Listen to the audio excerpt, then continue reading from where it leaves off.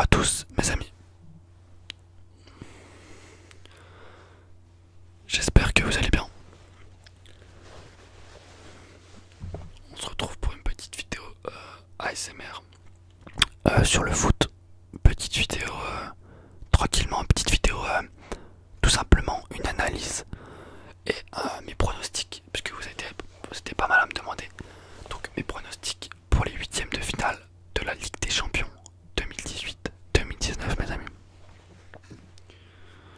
Donc pour ce faire je vais voir sur mon téléphone les matchs et je vais vous dire un peu ce que j'en pense de chaque équipe et qui je vois gagner. Et puis je referai une vidéo débrief pour voir un petit peu l'équipe qui s'impose. Je vais vous dire un peu et voilà, dites-moi dans les commentaires qui vous voyez remporter cette année la Ligue des Champions. Moi personnellement, je pense que c'est une des Ligues des Champions les plus serrées depuis pas mal d'années. Avec le départ de Cristiano Ronaldo à la Juventus, il n'y a plus d'équipe, il y a plus d'équipe vraiment qui domine. On voit le Bayern qui sont en difficulté, on voit le Real de Madrid qui sont en difficulté. Barcelone est peut-être la meilleure équipe avec la Juventus je pense, mais c'est pas encore fait. Ça va être compliqué, ça va être compliqué. Ouais, c'est pas facile. Je vais voir un petit peu sur mon d'accord, sur mon téléphone. Ligue des Champions, là c'est un putain le foot, c'est trop bien le foot les gars. Il y a des gens ils aiment pas le foot, c'est chaud. C'est trop bien le foot, c'est la vie, le foot c'est comme une religion.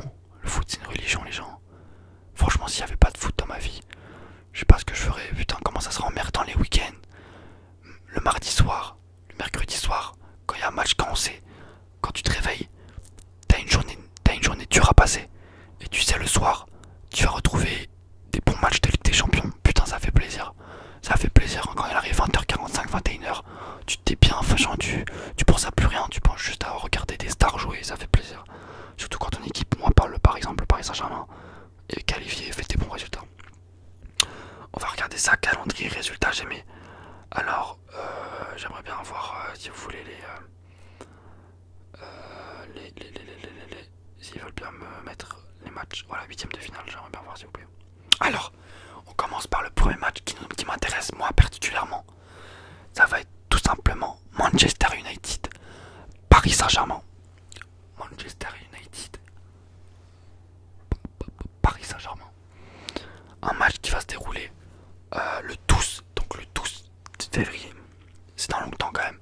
Le 12 février, Manchester United, Paris Saint-Germain à 21h.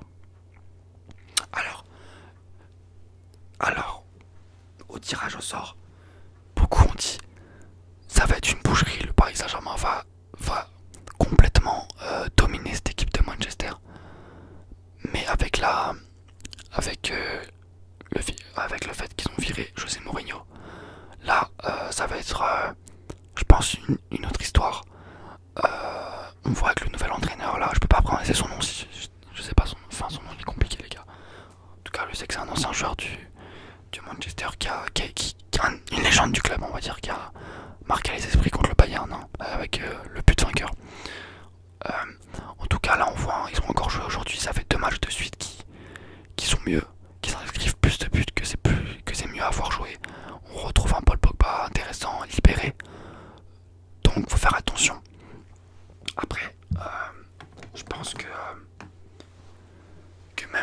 même s'ils arrivent à mieux jouer, ça reste des joueurs qui sont en dessous dans chaque ligne, qui sont en dessous du Paris Saint-Germain. Quand on voit des défenseurs comme Phil Jones, Chris Smalling, tu vois, contre Neymar, contre Mbappé, contre Cavani, ça va être compliqué de résister.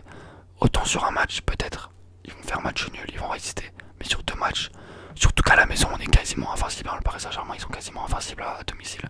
Avec le public, je vois pas comment ils peuvent gagner Manchester United. S'ils gagnent, ça va être contre Paris, ce sera quand même une grosse déception. Parce que là, on doit passer. Même si on voit Manchester United, quand on voit des attaquants comme Rashford, Lingard, c'est pas du top niveau ça. Voilà ce que j'en pense. Paris devrait s'imposer. Voilà. Peut-être pas au match aller, peut-être ça va être un peu compliqué, mais au match retour, on doit faire la différence par au moins 2 buts d'écart. Voilà. Ensuite, on a l'AS Roma qui va jouer contre le FC Porto. Match très ouvert. Franchement, match très ouvert. L'AS Roma qui a fait une très belle saison l'année dernière en Champions League en éliminant Barcelone. Cette saison contre Porto. Porto qui est une bonne équipe. C'est compliqué. C'est compliqué, franchement. Je pense que ça va être un match très serré. Moi,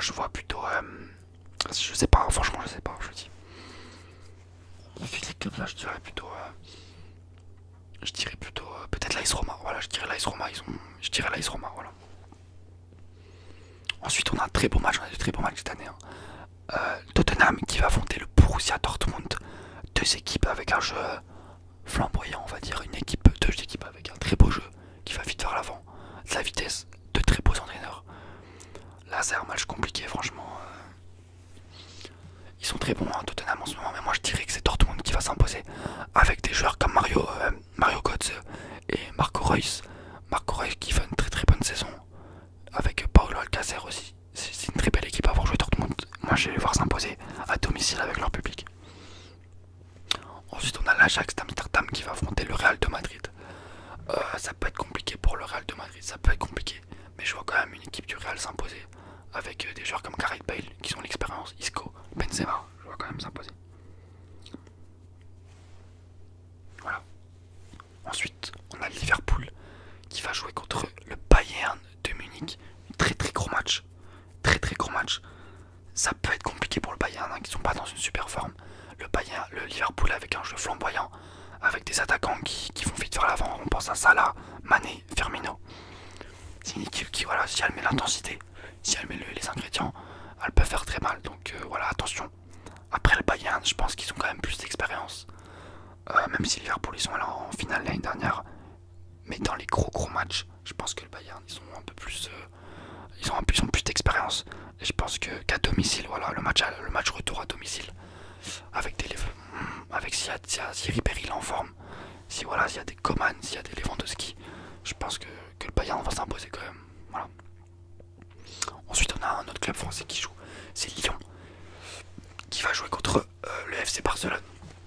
Un très beau match hein, qui nous rappelle, pour vous les supporters lyonnais, qui vous rappelle sûrement les Lyon-Barcelone de l'époque hein, avec Juninho. Notamment, je me rappelle d'un coup franc exceptionnel hein, de Juninho. Excentré, il la met second poteau, c'était magnifique. Bon là, Barcelone va se qualifier, hein, sachant qu'en plus Nabil Fekir n'est pas disponible pour le match aller. Donc ça va vraiment pénaliser Lyon, je pense. Voilà, donc je pense que Barcelone a le match retour à domicile avec Messi, quand on voit Messi en ce moment. Voilà, ça va être compliqué. Ensuite, on a encore un beau match, on a que des beaux matchs cette année, c'est un pur régal les amis. On a Atlético contre la Juventus, très très gros match, Atlético Juventus. Très très gros match, hein. La Juventus qui a eu des soucis aujourd'hui pour se défaire en championnat. Ça dépend, je sais pas. Je dirais quand même la Juventus avec Ronaldo. Mais si Griezmann est en forme, s'il y a des Thomas Lemar qui jouent, des Diego Costa, ça peut faire mal. Voilà. Et ensuite on a un dernier match. Schalke 04 contre le Manchester City. Alors là, bon, la logique voudrait que ce soit City. Et ça va être City je pense. Même si ils sont pas bien en championnat, ils ont perdu 2 fois de suite. Hein. Mais voilà, Manchester City. Je pense que là ils ont pas le droit à l'erreur en Champions League. Ils ont perdu contre Lyon. Donc là, je pense qu'ils voudront s'imposer. Donc voilà, je dirais que Manchester City s'impose. Ils ont le tirage quand même le plus facile, hein, faut pas se cacher. Mais voilà, je dirais qu'ils s'imposent Manchester City. Voilà. Voilà les amis. Pour ces huitièmes de finale de la Champions League, je ferai les quarts de finale et les demi-finales. Voilà, j'aime beaucoup faire ça. Donc voilà les amis, je vais voir juste les meilleurs buteurs. Pour l'instant, les meilleurs buteurs c'est Lewandowski. Voilà, 8 buts devant Messi et Edin Dzeko. Voilà, Edin Dzeko qui sera important pour l'AS Roma. Voilà les amis, je vous souhaite une agréable soirée, une agréable nuit. Et puis voilà, on se retrouve très vite pour une nouvelle vidéo ASMR. Là vous attendez mon cri mais je vais pas le faire aujourd'hui, je suis un petit peu fatigué.